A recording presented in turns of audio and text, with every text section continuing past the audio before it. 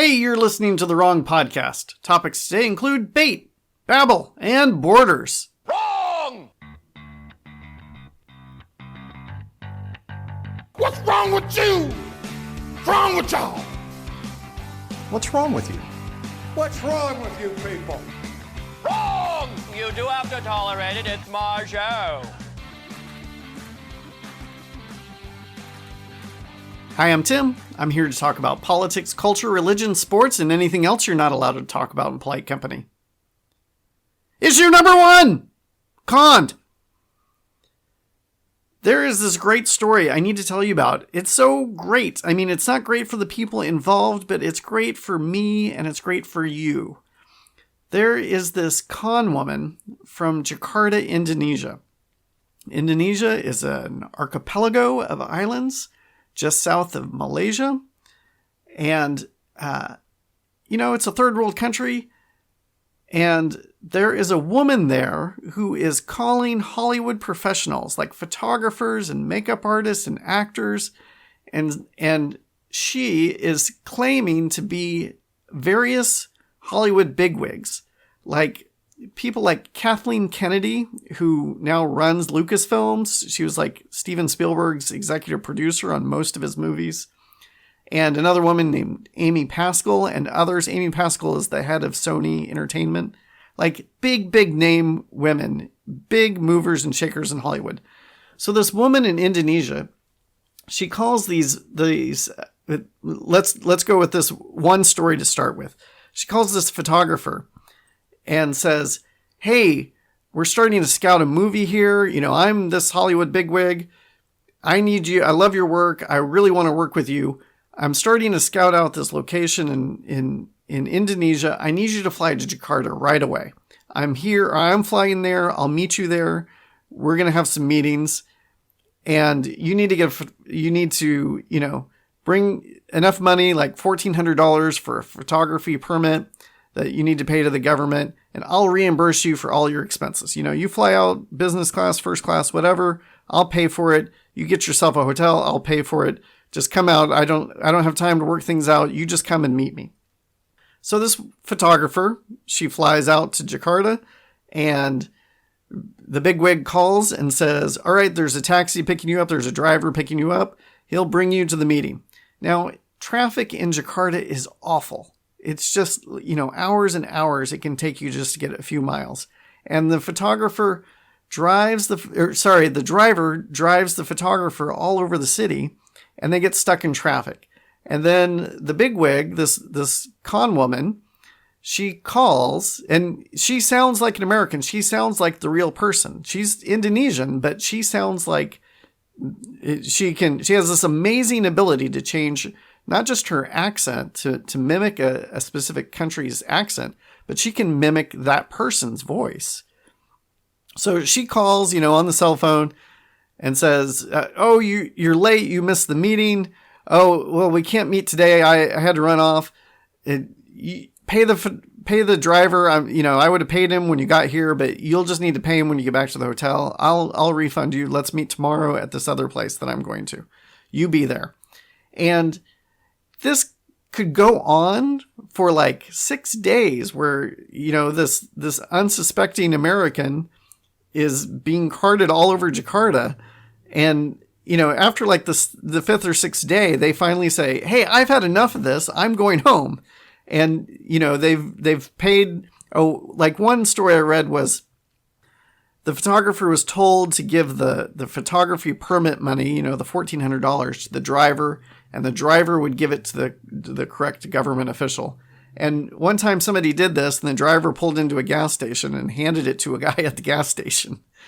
And then, at the end of the day, had to pay for the driver, and it got more and more expensive as it goes. Eventually, the photographer or the makeup artist or whoever it is that's been recruited says they've had enough, and they leave. They leave the country, and they're like, that just cost me a ton of money and I got nothing out of it. What is happening? Did I just get scammed? Eventually, one woman, she does this Instagram post where she describes exactly what happened to her. And a ton of other people are like, oh my goodness, this happened to me too. thank you so much for telling your story, because it happened to me. Something needs to be done. Other people need to know not to fall for this. Well, I was going to tell you this story years ago. It's kind of been sitting in my, in my list of topics, things to talk about, because it's so fascinating that this con woman exists and that she's out there and people have been falling for it. Well, it worked out in my favor to not talk about it, because she was eventually caught. She called in a bomb threat and she got caught in England, and she's awaiting extradition to the United States. And here's the most fascinating thing about the story. Well, before I tell you the most fascinating thing, here listen to this clip. This is a number of clips that somebody else put together, audio clips that somebody else put together from voicemails that she left other people. To be very blunt with you, when I travel internationally, I use this number. This number can be reached. It's registered 10 years ago, okay? It was registered 2 days before Eddie was first contacted by D. Backish. This person is like a master impersonator. Hello? I just want to confirm and make sure that who you say you are. I was like, maybe she travels a lot, and maybe she's been in China, and maybe she speaks multiple languages. No, I'm not in China. I'm not in China. I know you told me you're in London. I am in London, but now I'm currently in Stockholm. What we'd like to know, Leslie, is where's our money and why haven't you been in touch with us since Heather was out in Jakarta? Just give me 1 second. 1 second.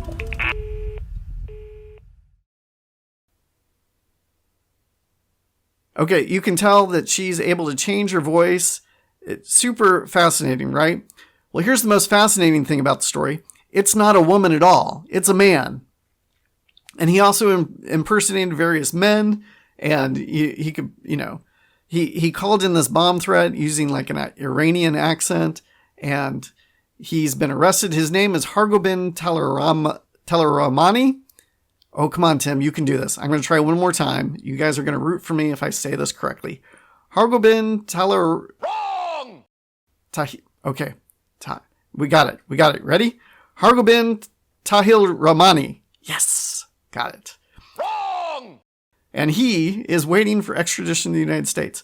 And here's something you need to know about Hollywood. So this story is become to known as the Hollywood Con Queen. And the thing you need to know about Hollywood is Hollywood loves to tell stories about Hollywood. So there's a couple of documentaries that have been made about this or in process being made. There's a big time podcast devoted to it. If you want to know more about the story and hear from people who've actually been conned by this guy, you can just search Hollywood Con Queen and you will find the resources. Super fascinating. He was actually a food blogger. He really wanted to be famous for blogging about food. And he is famous, but not for the reasons he had hoped. And, I had listened to I watched this other documentary about this guy who calls in SWAT teams on random unsuspecting people. Sometimes, somebody slights him or somebody hires him to do this. And he pretends to be that person at the house and says that he's just killed somebody or he's about to kill somebody. And then a SWAT team invades and, they feel like the police feel justified in showing up. And somebody eventually got killed. I might have talked about this before. But the guy who does it, he got out of jail and then went to a public library and started doing it again. It was like just this addiction. He wasn't making that much money from it. He was clearly getting in trouble. People were dying because of what he was doing. And he just couldn't help it. He had this power and he needed to use it. And I think that's kind of what was going on with the Hollywood Con Queen. The amount of money, the amount of work that he was putting into it for the amount of money he was getting out of it. Sometimes he was making between on average, he got about $2,000 out of these people. They spent a lot more, but the money he actually got was about $2,000. Sometimes it could be, up to $8,000 or $10,000, but that was rare. the amount of work he was putting into it and the amount of research he was doing on these specific people. Oh, and he eventually branched out to big-time chefs, inviting them, to come host this party in Jakarta that he was putting on. And sometimes he would call these people and he would have these actors audition for sex scenes and some other just really weird things. And he was getting money out of it, but also I think there was just that thing with power that he was exploiting. Like, hey, I've got this amazing ability to mimic anybody I want in the entire world. I've got to use it. I was given a gift. I must use it in one way or another. And the only way I can think to use it is to exploit people. Issue number 2. Babel. Speaking of exploiting people, let me tell you about this. So I was reading Twitter, and again, if you don't have Twitter, don't go on Twitter. That's not good for you. But if you are on Twitter, you can follow me at The Wrong Pod. But I was on Babel doing the very thing I was on Twitter doing the very thing I've told you not to do. And I found somebody who is actually redeeming the website. His name's Ari Lamm, and he put together this thread called Reading the Bible in Hebrew. And I guess he does this occasionally. He'll do these threads. This one I read was about the Tower of Babel. And right from the get-go, he hooked me because he said, why did God feel the need to interfere with the plans at the Tower of Babel? Like, what exactly were they doing wrong? And I remember having that question as long as I've lived. Like, what exactly was the problem here? They wanted to build a tower, but they couldn't actually get to where God was just by making it high, right? And even ancient people wouldn't think that they would see God if the tower was just taller than all the others, right? And I've heard people say, oh, it was going to be a beautiful tower, and that they were trying to rival the beauty of God, or they wanted to show off, and God wanted to punish them for their hubris, for them thinking that they could create something that would equal God's beauty or equal God's power. And so that's why he interfered with their plans. And Ari, he did a great job of explaining something I'd never even thought about.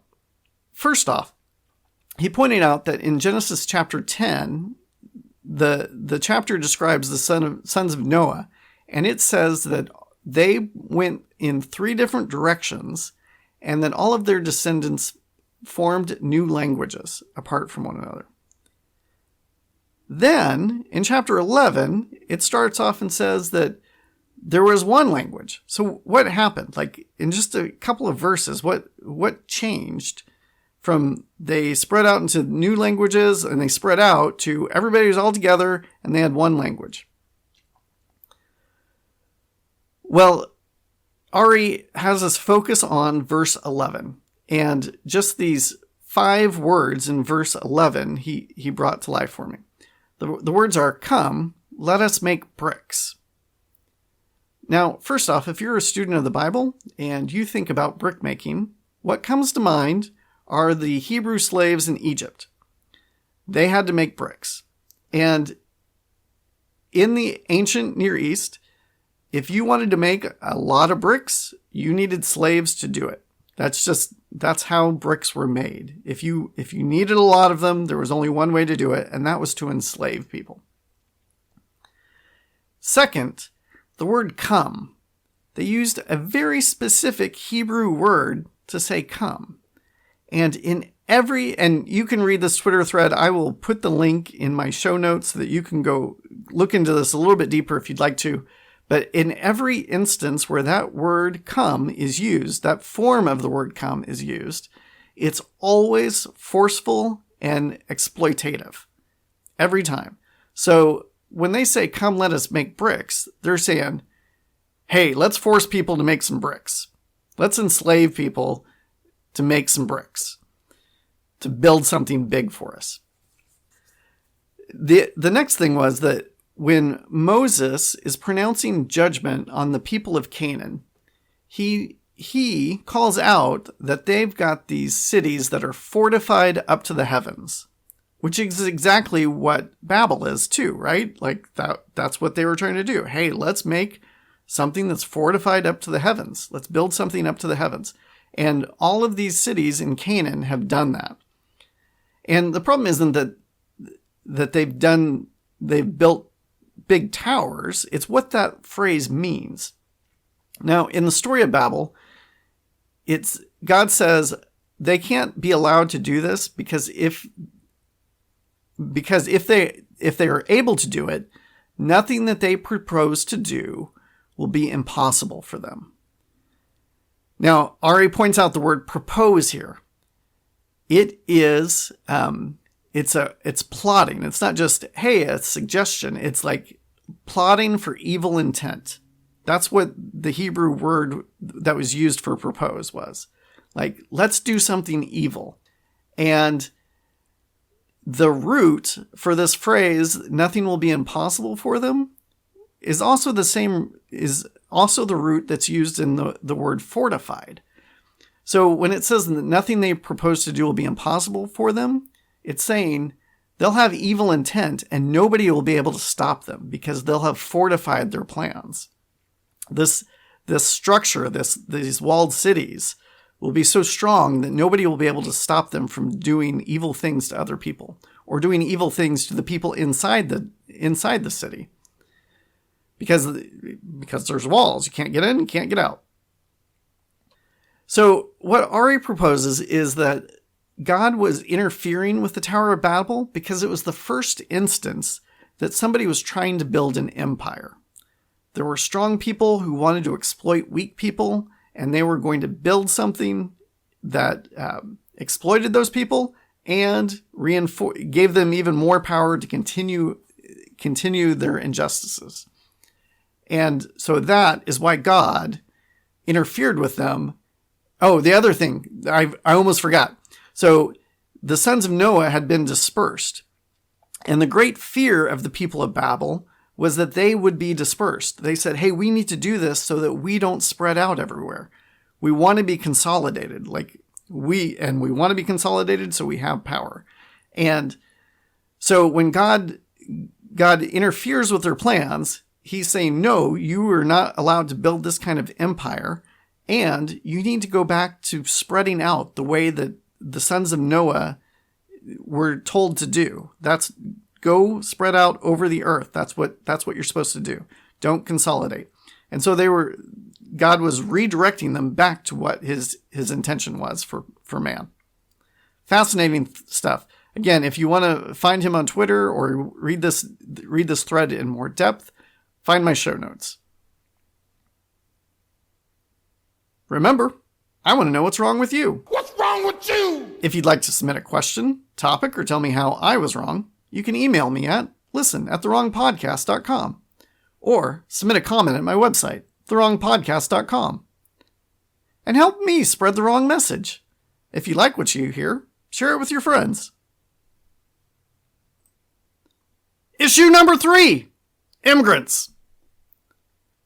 Okay, the border is a big problem. Our southern border in particular, I'm going to say our northern border is a big problem too, because #Canadians. But our southern border, that's what's usually in the news in the United States. And let me just get into it. I'm just going to go for it. Okay, first, refugees. You want refugees coming to the United States. You really, really do. Let me tell you why. Refugees are people who they've been hurt through some war or genocide or something's happening, and they've moved to camps outside the United States. They've been vetted. They say they want to come here. The United States has looked into it and says, yep, these people are being hurt. They need a safe place to go. We have some sort of moral responsibility to help them, so that we will allow them to come into our country. And let me tell you about the results with refugees. They are amazing citizens. They are better citizens than you are. That's just flat out true. Of course, not every single one of them and not every single one of you, but by the largest measure. They work hard, they vote, they try to learn English as quickly as possible. They are proud Americans. By every measure that you would want in somebody who immigrates to the United States, refugees meet those expectations and excel. You want those people. They know how bad things are where they came from, and they don't want to go back. They're very grateful, and they live it out. More refugees, please. And something that I hated that happened during the Trump administration is that he said, hey, no more refugees coming into the United States. And they cut the number of refugees way, way down. And something I hate about the Biden administration is that they have not increased those numbers hardly at all. Like, I don't understand why. It benefits us. It's morally right, and it benefits us to have these people here. They really need to be here. Okay, second group of people that I need to talk about are asylum seekers. Now, these people are people who they're basically saying, hey, I'm in the same kind of situation as a refugee. You just didn't know about me. Here I am. I'm at your border. I'm at the airport. I'm claiming asylum. I'm saying my situation is as bad as any refugee you let into the country. And, you know, seeking asylum was a big kind of trope during the Cold War with Russians, you know, defecting to the United States and seeking political asylum. That's kind of what we think of it when we hear asylum. But these are people who are like, no, gangs are going to kill my family if my son doesn't join, or, you know, I'm in a political, some politician is after me because I disagreed with him or I spoke up against him. And you just didn't know about me. Here I am. I'm claiming refugee status. And when that happens, they show up at the border. What the law says for them to do is declare that you're seeking asylum. And then we take down your name and information. We find out how to contact you. We find out where you think you're going. And then we're going to let you know within a year where you need to come to court. And it could be anywhere in the country. You enter in Laredo, Texas, and they say, okay, in a year, you need to show up for court in Chicago, and a judge will decide if your situation actually is an actual asylum case, something that we would recognize. So when somebody does this, they're allowed in the country, they're allowed to work. They may not be allowed to work right away, but eventually they are allowed to work. And they stay, and then they go to their court hearing, and they can continue staying, or they get deported. And when this happens, you need to know that they are following the law. They're doing exactly what the law says to do. They are not rule breakers. They are not illegal immigrants. They're following the law. They're doing exactly what we ask them to do. Now, the problem is our laws are not well written, and there are massive loopholes with this thing. Like, anybody can claim asylum, and they don't need to prove it for up to a year. And a lot of people are like, great, I'll just walk across the border, I'll claim asylum, I'll work for a year, and then I'll either not show up for court, or if I show up for court and they don't approve it and send me back, that's fine. I was here for a year, and that was great.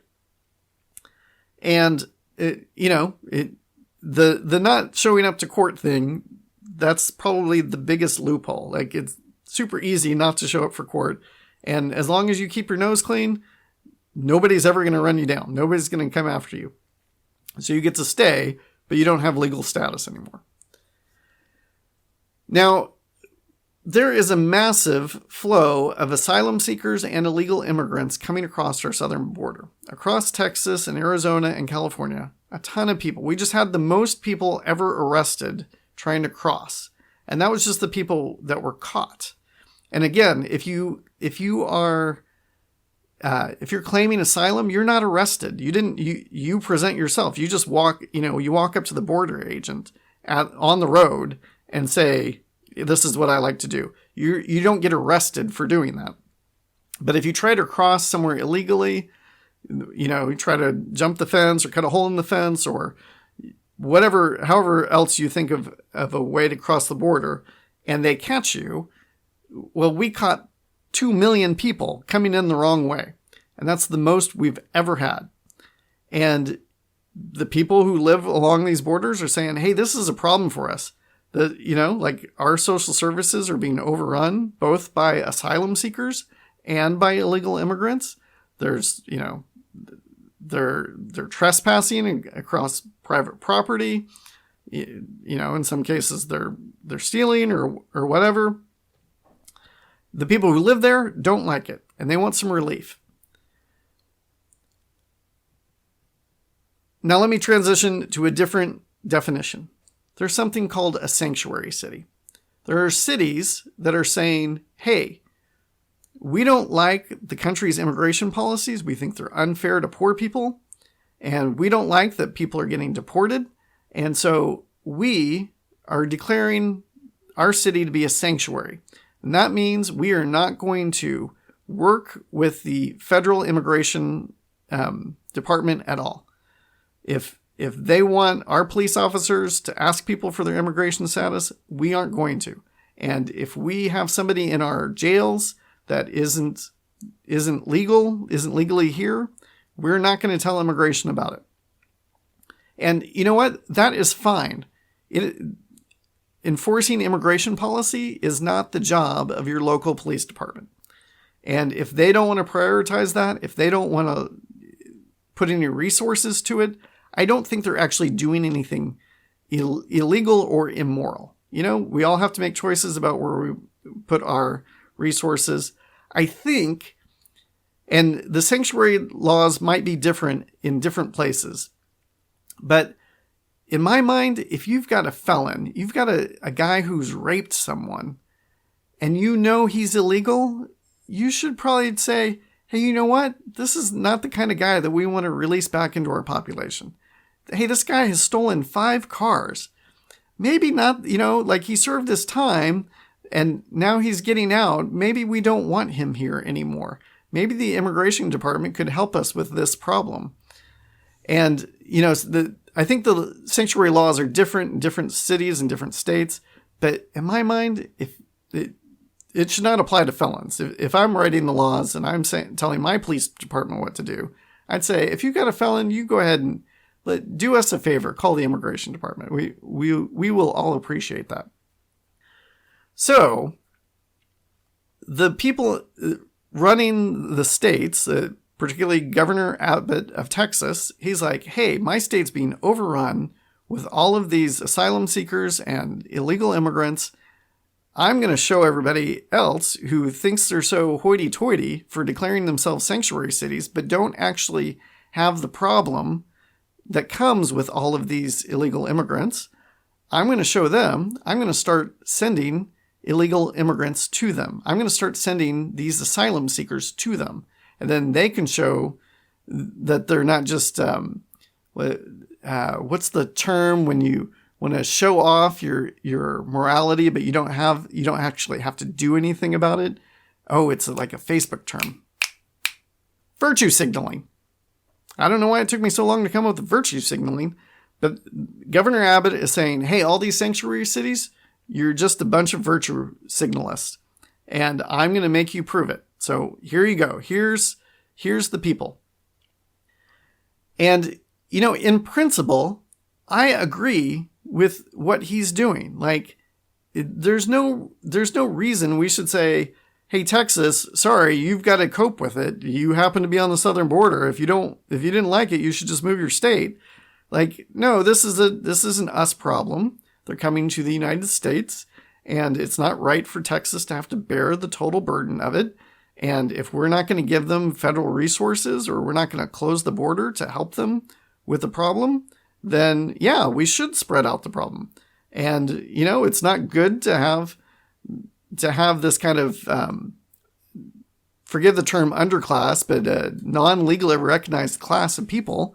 It's not fair for one state to have a larger share of them than the rest of the country, that it actually can destabilize the Texas state economy to some degree. Let's spread it out. Like, if causes a problem, so spread it out, and when it's more diversified, it's less of a problem for everybody. in principle, I agree with it. Like, yes, let's move these people to other states. Let's not force Texas to bear the total burden of this problem. Now, how you do this is important. It's extremely important. And I was reading somebody who helps migrants says what Abbott is doing is often immoral. Like, these people, they're following the law, and then they've got people in other states that are helping them, and they would love to go to, Denver, Colorado, or Miami, Florida, or Toledo, Ohio, wherever their relatives are. And Texas is saying, hey, we've got a bus ticket for you. Get right on. It'll take you exactly where you want to go. And so these people get on and they travel across the country, and then they aren't dumped off at like a train station or a bus depot or an airport. They're sometimes dropped off in the weirdest places, like the vice president's front door. And there are no social services there. That doesn't help these people get where they want to go.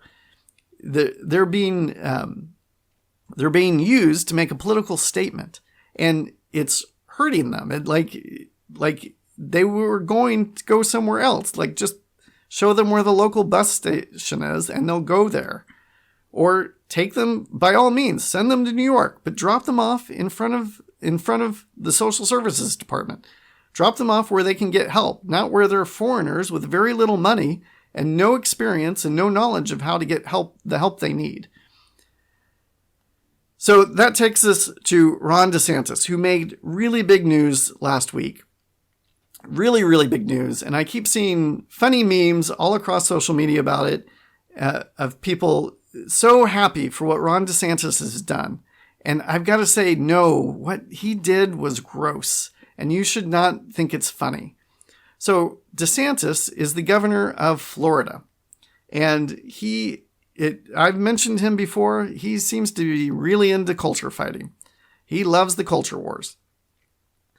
And as the governor of Florida, he sent somebody to Texas, and he found some Venezuelan asylum seekers.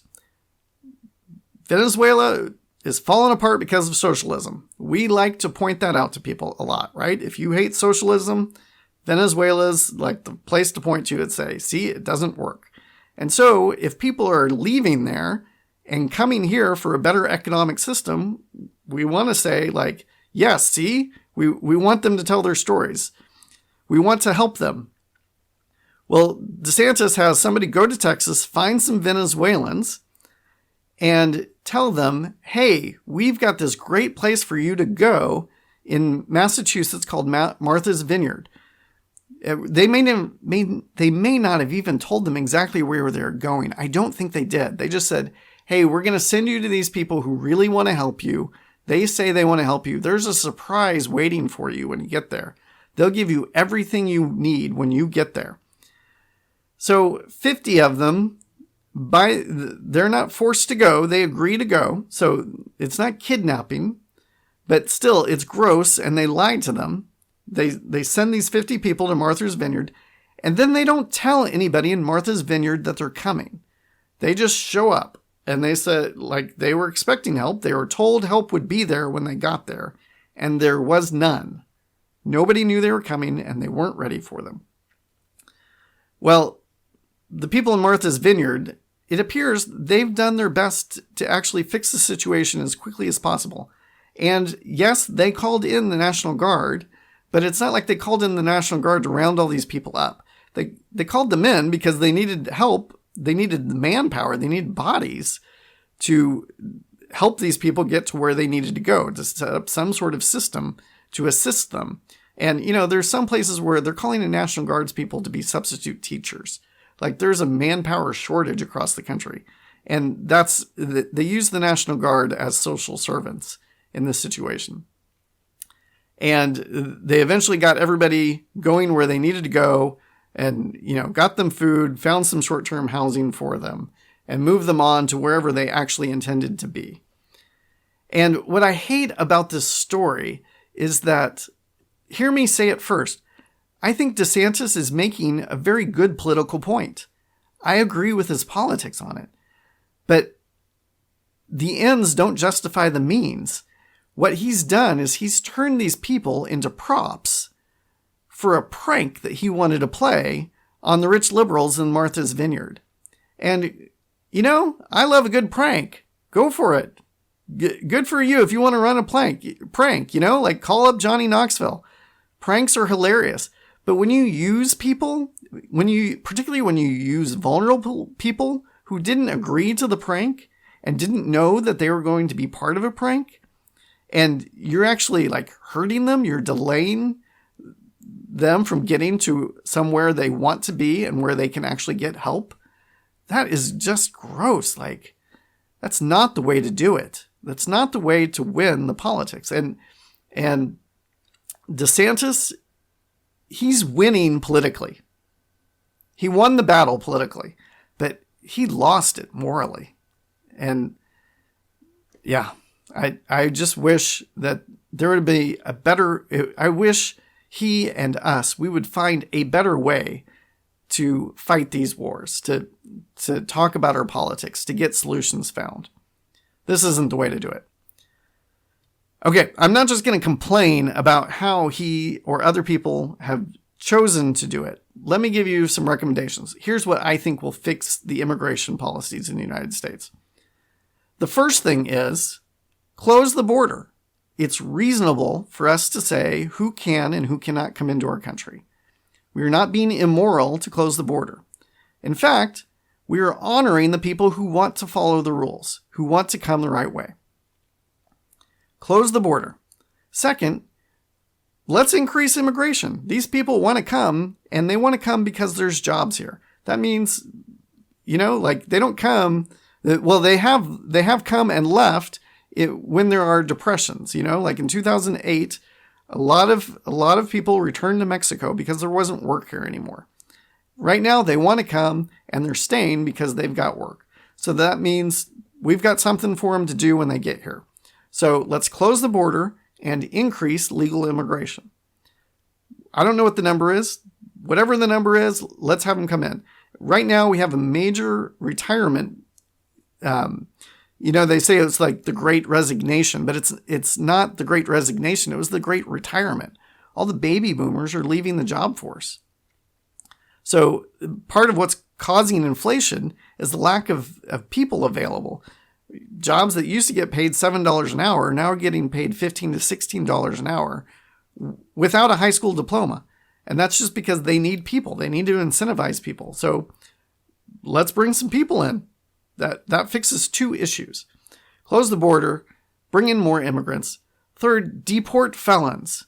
If somebody is a malignant person, they don't belong here. They're not helping us. They're not helping their local community by any means. Deport them. They don't need to stay.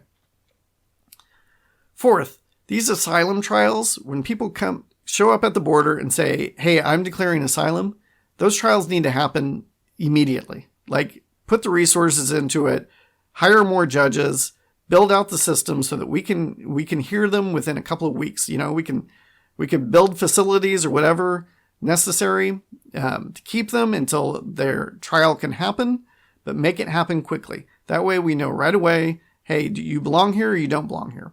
And I'm willing to say that Donald Trump did a number of really good things when he was president.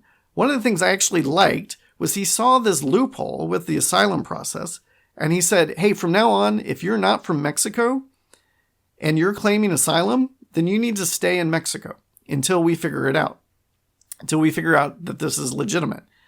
The people who wanted to kill you in Guatemala or Honduras or El Salvador, wow, I didn't expect that to be a word I couldn't say. They aren't in Mexico. You're safe in Mexico. Stay in Mexico until we can figure out if you belong here in the United States. I thought that was a reasonable way to handle it. Maybe not the best way, but it was reasonable, and it cut down on this exploitation of the loophole. And the better thing to do is to fix the loophole itself. One way to do that is to make the trials happen right away. Okay, the next thing we need to do is something like the DREAM Act. There are kids being brought here under no decision of their own. Their parents are making the choice to bring them into the country illegally. And then they get here and they grow up and they've known this place their entire life. They speak English. They've gone to our schools. They've graduated from our schools. They've never been in Mexico, or they were only in Mexico a few short years. They don't really identify as Mexican nationals. We need some way of giving them permanent legal status. We want them to be educated. It does not help us to deny them education. We want them to go to college. It does not help us if people who are able to go to college don't go to college. We want them to get as much education as they're able to get, because that makes our own country better. We want people to have an education. We want educated people to be working in our economy. And again, these are people who didn't choose to come. I've met a woman who was brought here illegally at a very young age, went into the foster care system, is now a grown adult, has her own children. She's still illegal. She has she was removed from her parents, and she needs some sort of legal status. She has no connection to Mexico. Her life is here in the United States. We don't want a permanent underclass, a permanent economic underclass in our country. We want people to come into the light, to be part of the system as much as they can be. And then the last thing is adults who have entered illegally, we need to find some way of, again, bringing them into the light, having them in the system in a legal way in which they pay restitution. They say, I'm sorry, they admit it, I did something wrong. And let me clarify, if you cross the border illegally, that's a misdemeanor. It's not a felony, it's a misdemeanor. A misdemeanor is something that happens like when you speed or you honk your horn too long at a traffic light. If you violate the law in a way that you get a misdemeanor, you don't lose your, you don't lose your ability to work or get a job or go to school or get social services. No, you pay a fine. So if somebody has entered illegally, come forward. You're going to need to pay some sort of fine. I don't know what it is. I don't know how long it takes you to pay it, but something to make restitution for the wrong you've done. And then we grant you some sort of legal but non-citizen status. You don't get all of the benefits of being a citizen, but you do get to stay. You're not breaking the law. You're not continuing to break the law in any meaningful or harmful way. By all means, come into the light, be a part of our society. The more people are able to claim some sort of permanent residency in the United States, the better off all of us will be, if they're already here. If they're here, trust me, the pride of ownership, their ability to own homes, things like that, these are very good things that you want from the people who are already living here. But I could be wrong. If you think I am, let me know. And let me know why. I had fun and I hope you did too. Bye-bye.